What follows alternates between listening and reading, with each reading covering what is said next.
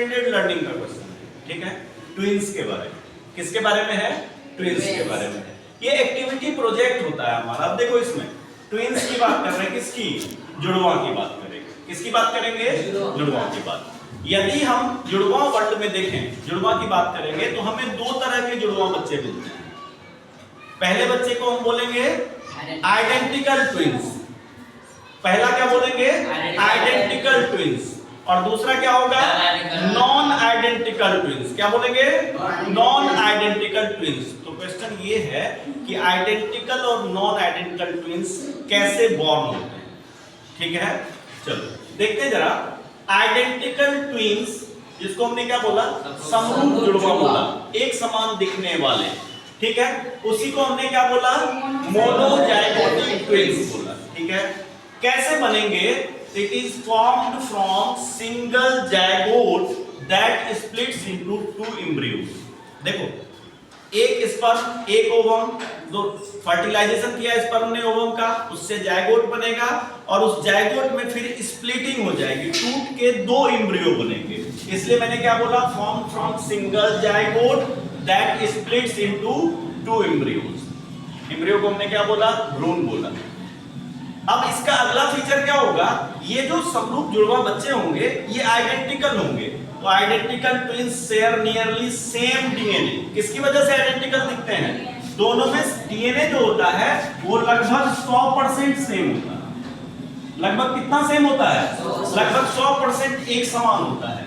इसलिए इनमें जो होगा, जो आइडेंटिकल ट्विंस होंगे, they always have same sex. मतलब आइडेंटिकल ट्विंस के केस में या तो दो बहनें होंगी या दो भाई। क्लियर है? अच्छा, लास्ट इसका देखो। These twins often looking alike but having unique fingerprints। ये जो आइडेंटिकल ट्विंस होते हैं ना, अक्सर तुम्हें एक समान दिखेंगे, लेकिन इनमें डिफरेंस क्या है? तो डिफरेंस इनमें है फिंगरप्रिंट का। इनका जो फिंगरप्रिंट होगा सबका यूनिक रहेगा। ये हमारा किसका केस हो जाएगा? आइडेंटिकल ट्विंस का, जिसको हम समरूप जुड़वा बच्चे बोलते हैं। ऐसे जुड़वा बच्चे जिसमें या तो दोनों बहनें होंगी या दोनों भाई होंगे। अब सेकेंड टाइप का जो हमारा इसमें ट्विन है वो किसकी बात कर रहा है? नॉन आइडेंटिकल ट्विंस की बात कर रहा है, ठीक है। ऐसे ट्विंस जो एक जैसे नहीं दिखते हैं, ऐसे जुड़वा जो अलग अलग दिखते हैं, ठीक है, उसी को हमने क्या बोला?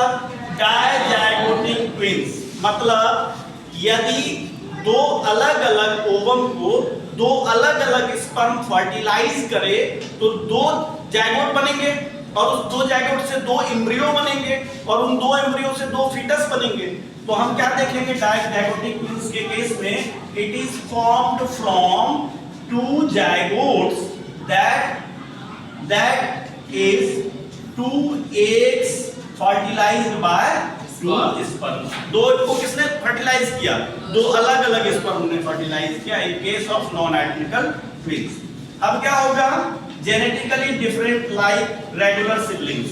ये जो जुड़वा बच्चे तुम्हें दिखेंगे, ये अक्सर इनका जो जेनेटिक डिफरेंस होता है वो लगभग 50% का होता है। ये तुमको अलग अलग दिखेंगे, वैसे ही जैसे नॉर्मल भाई बहन जो होते हैं, ठीक है, वो जैसे अलग अलग दिखते हैं, वैसे ही नॉन आइडेंटिकल ट्विंस में भी क्या दिखेंगे? ये तुम्हें अलग अलग दिखेंगे। और लास्ट पॉइंट इसमें ये रहेगी कि दे हैव डिफरेंट सेक्सेस, है ना।